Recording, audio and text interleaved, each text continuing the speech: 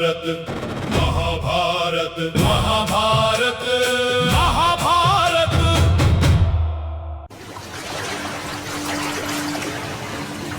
जैसा कि हमने पौलोम पर्व के पहले भाग में देखा, महर्षि भृगु ने अग्निदेव को सर्वभक्षी होने का शाप दे दिया।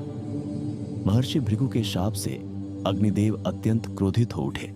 उन्होंने कहा, ब्राह्मण, आपने मुझे शाप देने का यह दुस्साहस क्यों किया?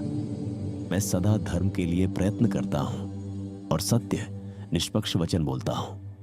उस राक्षस ने जब मुझसे पूछा तब मैंने केवल सत्य कहा। इसमें मेरा क्या अपराध है?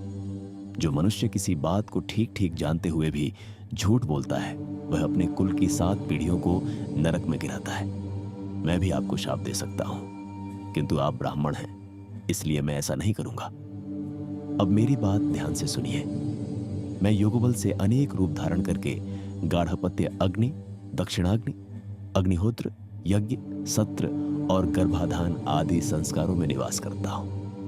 मुझ में दी गई आहुति को देवता और पितर दोनों ग्रहण करते हैं। इसीलिए मुझे 33 देवताओं और पितरों का मुख कहा जाता है। अमावस्या के दिन पितरों को और पूर्णिमा के दिन देवताओं को मेरे मुख के द्वारा घी की आहुति दी जाती है। यदि मैं उनका मुख हूं तो मैं सर्वभक्षी कैसे हो सकता हूं? इसके बाद अग्निदेव ने विचार किया और उन्होंने द्विजों के अग्निहोत्र, यज्ञ, सत्र और संस्कारों से अपने आप को अलग कर लिया।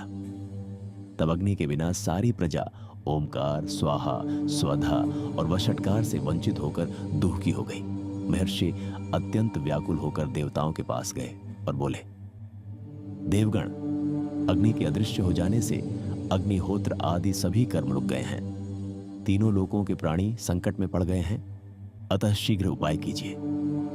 फिर ऋषि और देवता सब मिलकर ब्रह्मा के पास गए। उन्होंने महर्षि भृगु द्वारा अग्निदेव को सर्वभक्षी होने का शाप देने और अग्निदेव के अदृश्य हो जाने का समाचार सुनाया।